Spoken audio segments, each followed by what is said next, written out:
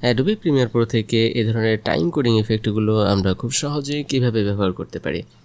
একই সাথে যদি আমরা এটাকে কাউন্টার হিসেবে ইউজ করতে চাই তাহলে খুব সিম্পলি এটাকে ইউজ করা যাবে। ওকে, তো এই প্রসেসগুলো সম্পর্কে বিস্তারিত আলোচনা করছি।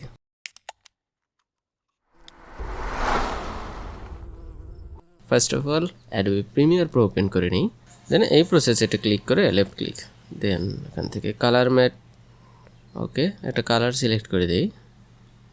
ওকে, দেন এটাকে টাইম লাইনে নিয়ে আসি, চাইলে একটু বড় করতে পারি। কালারটাকে চেঞ্জ করতে চাইলে ডাবল ক্লিক করে আবার এটাকে চেঞ্জ করা যাবে আর কি। দেন এখান থেকে একটা শেপ ড্র করে নিব, একটা বক্স শেপ এভাবে ড্র করতে পারি। কালারটাকে চেঞ্জ করে দিই। ওকে ডান। যদি এটাকে রাউন্ড শেপ দিতে চাই তাহলে আমরা রফ এন্ড এজ ব্যবহার করে কীভাবে রাউন্ড শেপ দিতে হয় সে সম্পর্কে প্রিভিয়াস ভিডিওতে আমরা দেখিয়ে দিয়েছি, এখানে বিস্তারিত আলোচনা করতেছি না। ওকে, দেন এখান থেকে আবারও রাইট ক্লিক করে ট্রান্সপারেন্ট ভিডিও, ওকে এটাকে ধরে এর উপরে নিয়ে আসি। দেন ইফেক্টস অ্যান্ড কন্ট্রোলে গিয়ে সার্চ করতেছি টাইম কোড। দেন এখান থেকে ইফেক্টস অ্যান্ড কন্ট্রোলে গিয়ে পজিশন অনুযায়ী সেট করে নেই। ফিল্ড সিম্বল আনটিক করে দিলে ব্যাকগ্রাউন্ডের যে এখানে একটা পয়েন্ট ছিল সেটা উঠে গেছে, এবং অপোসিটি কমাই দেই তাহলে ব্যাকগ্রাউন্ডের যে কালারটা আছে এটাও চলে যাবে। দেন এখান থেকে ভ্যালুগুলোকে চেঞ্জ করতে পারি, যেমন টাইম কোড সোর্স এটাকে জেনারেট দিয়ে দেই তাহলে 0 পজিশনে আছে শুরুর দিকে, এবং এটা যদি এই দিকে নেই তাহলে 1 2 3 এরকমের প্রত্যেকটা ফ্রেম বাই ফ্রেম কাউন্ট হতে শুরু করবে। ওকে, দেন হচ্ছে মিনিট, সেকেন্ড, ঘন্টা, এই পোর্শনে আমাদের ভ্যালুগুলো জেনারেট হবে।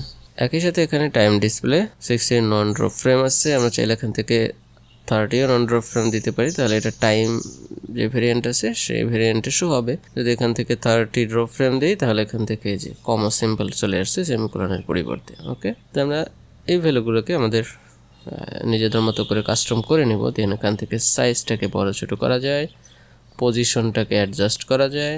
দেন ইফেক্টস অ্যান্ড কন্ট্রোলে গিয়ে সার্চ করব crop effect apply to the time code transparent video. Then crop effect এখান থেকে আমরা টাইমের যে পোর্শনটা রাখতে চাই, অথবা চাইলে এই পোর্শনে কেটেও দেখতে পারি, অথবা এই পোর্শনে রেখে এটাকে জুম ইন করতে পারি আর সাইজটাকে বড় করতে পারি, পোর্শনটাকে এই দিকে নিয়ে নিতে পারি। এই ক্রপটা আমরা এখনই ক্রপ করে নিব, পরবর্তীতে ক্রপ করলে তখন ইফেক্ট পড়বে হচ্ছে আমাদের শেপ সহ সবগুলো পোর্শনে ইফেক্ট পড়বে। ওকে, দেন হচ্ছে ইফেক্টস অ্যান্ড কন্ট্রোলে গিয়ে সার্চ করি mirror effect apply to the transparent video বা টাইম কোড। দেন এই দুইটা সিকোয়েন্সকে ধরে একটু বড় করে নিই। দেন উপরের পোর্শনে এই দুইটা ইফেক্ট, একটা হচ্ছে শেপ এবং এই যে time transparent video time code যে অ্যাপ্লাই করেছি, এই দুটাকে রাইট ক্লিক করে নেক্সট সিকোয়েন্সে কনভার্ট করি, next. Okay, then effects and কন্ট্রোলে গিয়ে সার্চ করি mirror effect apply to the next সিকোয়েন্স। এখান থেকে অ্যাঙ্গেল 90 করে দিই। ওকে, তাহলে আমরা এটাকে দেখতে পারবো। এখান থেকে পজিশন আমরা উপরে নিচে করে নিতে পারি। একইভাবে এখান থেকে মিরর এই অপশনে পোর্শনটাকে সিলেক্ট করে কেটে নেই। আমরা একটা রিফ্লেকশন দেখার জন্য এই প্রসেসটা অ্যাপ্লাই করতেছি। দেন মাস্ক ফেদার এটাকে বাড়াই দিই, তো সুন্দর একটা রিফ্লেকশন কিন্তু আমরা এখান থেকে দেখতে পাবো। সাপোজ আমরা যদি একটু প্রিভিউ দেখি, আই থিঙ্ক পারফেক্টলি ডান।